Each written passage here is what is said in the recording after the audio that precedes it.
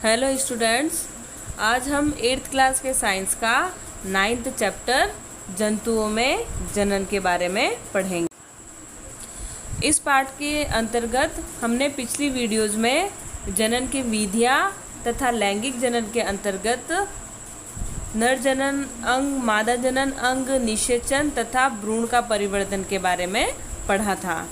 आज हम इस वीडियो में जरायुज एवं अंड प्रजक जंतु किसे कहते हैं, शिशु से वयस्क किस प्रकार बना जाता है तथा अलैंगिक जनन के बारे में पढ़ेंगे।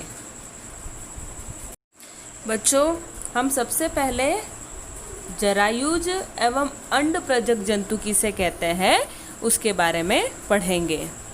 बच्चों, जरायुज वे जंतु होते हैं जो सीधे अपने समान शिशुओं को जन्म देते हैं, उन्हें जरायुज जंतु कहते हैं। जो अपने समान अंडे नहीं देकर अपने समान शिशुओं को जन्म देते हैं उसे जरायुज जंतु कहते हैं। जैसे मानव, कुत्ता, बकरी, भेड़, गाय, भैंस, हाथी, घोड़ा, ये सभी जरायुज जंतु हैं। ये सभी अपने समान ही सीधे शिशुओं को जन्म देते हैं। अब अंड प्रजक जंतु यानी वे जंतु जो अंडे देते हैं, जो सीधे शिशुओं को जन्म नहीं देकर अंडे देते हैं तथा उन अंडों में से बाद में शिशु निकलते हैं, वे अंड प्रजक जंतु कहलाते हैं।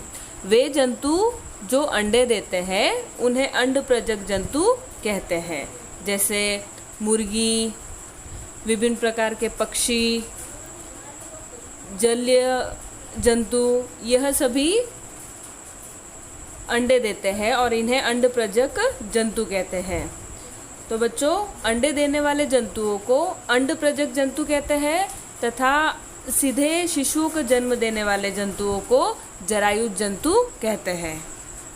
बच्चों, अब हम पढ़ेंगे शिशु से वयस्क तक, यानी किस तरह से शिशु बड़े होकर वयस्क बनते हैं तथा किस तरह से अंडों में से शिशु बाहर निकलकर वह वयस्क बनते हैं। शिशु से वयस्क। बच्चों, नवजात जन्मे शिशु अथवा अंडों से निकले शिशु तब तक वृद्धि करते हैं जब तक कि वह वयस्क नहीं हो जाते हैं। वह जब तक वयस्क होते हैं तब तक वृद्धि करते रहते हैं। शिशु से वयस्क किस प्रकार बनते हैं, यानी एक छोटा सा बच्चा बड़ा किस प्रकार होता है, उसे हम एक मेंढक के उदाहरण की सहायता से समझेंगे।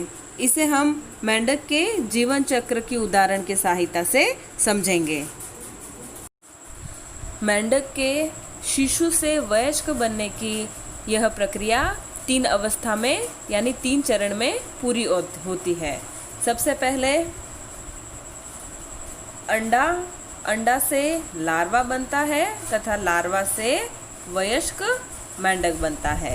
यह मुख्य 3 चरण होते हैं अंडे से वयस्क मेंढक बनने के लिए। मेंढक पानी में अंडे देता है। इन अंडों में टैडपोल विकसित होता जाता है अथवा टैडपोल की वृद्धि होती जाती है, यह टैडपोल है। बच्चों, टैडपोल मेंढक के छोटे छोटे शिशु होते हैं। मेंढक के छोटे शिशुओं को टैडपोल कहते हैं। यह टैडपोल अंडों के अंदर वृद्धि करते रहते हैं तथा इनके बाहर एक जेली समान इस तरह से कवच रहता है।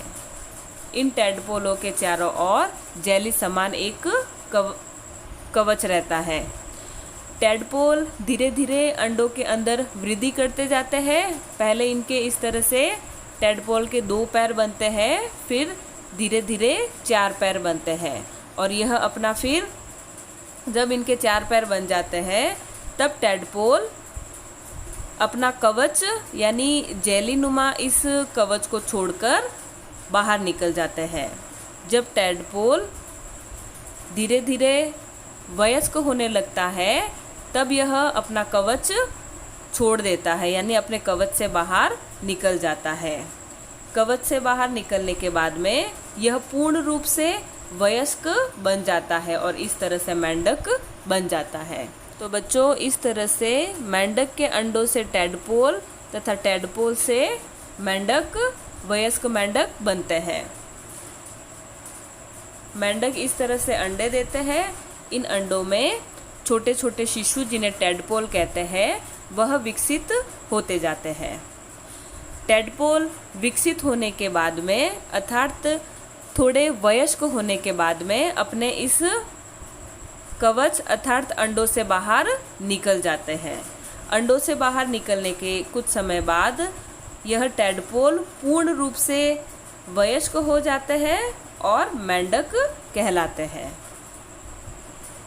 बच्चों, मेंढक के इस जीवन चक्र की प्रक्रिया ठीक उसी प्रकार है जैसे कि रेशम कीट के जीवन चक्र की प्रक्रिया होती है, जो हमने पिछली कक्षा में पढ़ा था। यह देखो बच्चों, यह रेशम कीट का जीवन चक्र है।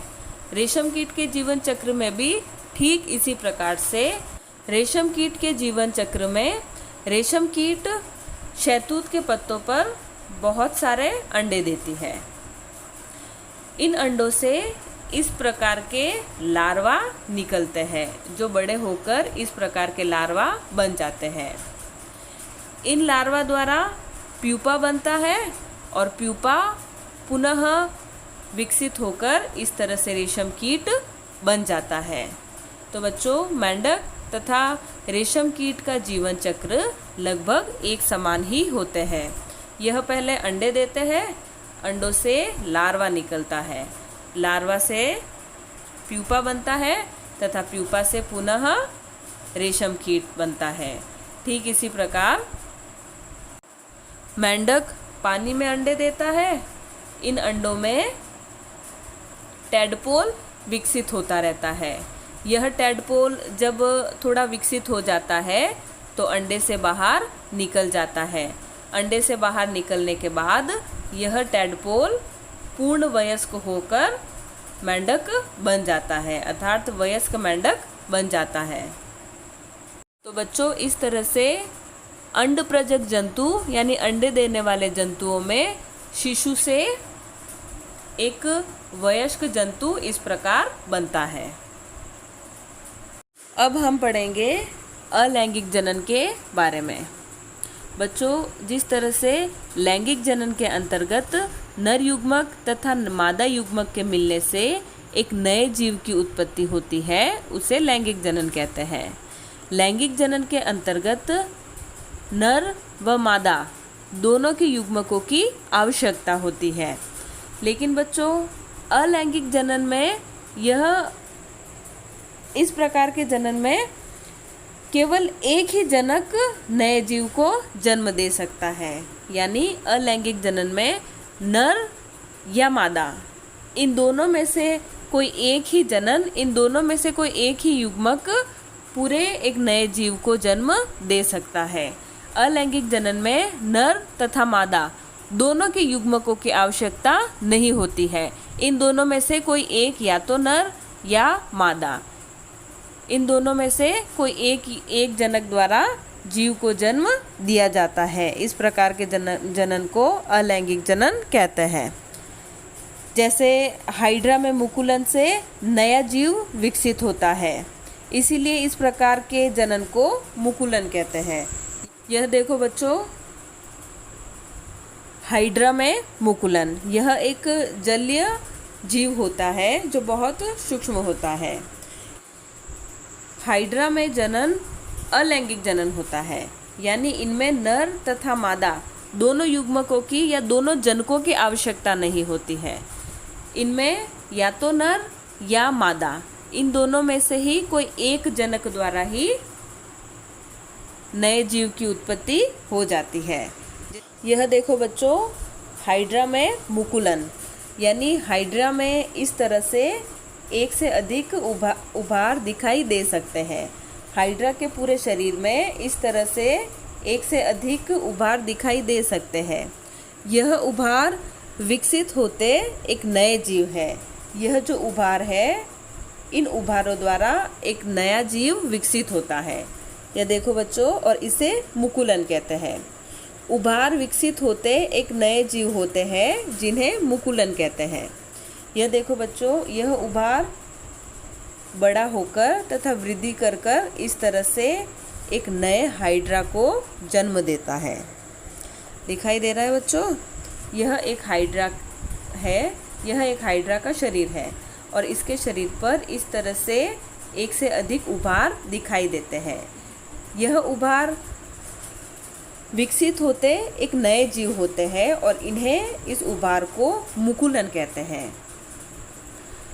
यह मुकुलन अर्थात उभार बड़े होकर इस तरह से नए जीव अर्थात हाइड्रा का रूप ले लेते हैं। यह उभार विकसित होकर वृद्धि कर कर इस तरह से एक नए हाइड्रा को जन्म देता है। तो बच्चों, इस तरह से हाइड्रा में मुकुलन एक अलैंगिक जनन होता है। इसमें दोनों जनक यानी नर तथा मादा दोनों जनक की आवश्यकता नहीं होती है। इसमें दोनों जनक में से कोई भी एक जनक द्वारा नए जीव को जन्म दे सकता है। अलैंगिक जनन का एक अन्य उदाहरण अमीबा भी है। अमीबा में अलैंगिक जनन होता है। अमीबा एक सूक्ष्म जीव होता है जो जलाशयों में पाया जाता है। यह अमीबा एक कोशिकीय होता है अर्थात इसके शरीर में केवल एक ही कोशिका उपस्थित होती है और इस एक कोशिका के अंदर केवल एक केंद्रक ही उपस्थित रहता है। अमीबा के इस केंद्रक के दो विभाजन से जनन क्रिया प्रारंभ होती है। अमीबा में केंद्रक के दो भागों में विभाजन से जनन क्रिया प्रारंभ होती है। बच्चों, अमीबा में एक केंद्रक होता है और इस केंद्रक के विभाजन से जनन क्रिया प्रारंभ होती है। यानी इस एक केंद्रक के विभाजन द्वारा दो अमीबा उत्पन्न होते हैं। यह देखो बच्चों, यह अमीबा में एक केंद्रक है और इस केंद्रक में विभाजन से दो केंद्रक और बनते हैं। जब इस एक केंद्रक में विभाजन होगा तो इस एक केंद्रक से दो केंद्रक बनेंगे, क्योंकि आधा केंद्रक इधर चला जाएगा और आधा केंद्रक इधर चला जाएगा। यह आधे आधे केंद्रक पुनः एक केंद्रक बन जाएंगे और इस तरह से इस एक केंद्रक के विभाजन से दो केंद्रक बन जाते हैं। अब केंद्रक के विभाजन के बाद में कोशिका द्रव्य का विभाजन होगा। इस प्रकार के दो नए अमीबा उत्पन्न होंगे। यह देखो बच्चों, और यह नए अमीबा संतति अमीबा कहलाएंगे। यह देखो बच्चों, एक केंद्रक के विभाजन से दो केंद्रक बनते हैं। दो केंद्रक बनने के बाद में कोशिका द्रव्य में विभाजन होगा। जब कोशिका द्रव्य में विभाजन होगा तो इस प्रकार की दो नई संतति अमीबा बन जाएंगे, यानी दो अमीबा का निर्माण होगा। यह देखो बच्चों, इस तरह से कंप्लीट दो नई संतति, एक केंद्रक से दो नई संतति का विकास होगा और यह प्रक्रिया अमीबा में द्विखंडन प्रक्रिया कहलाती है और यह अलैंगिक जनन होता है।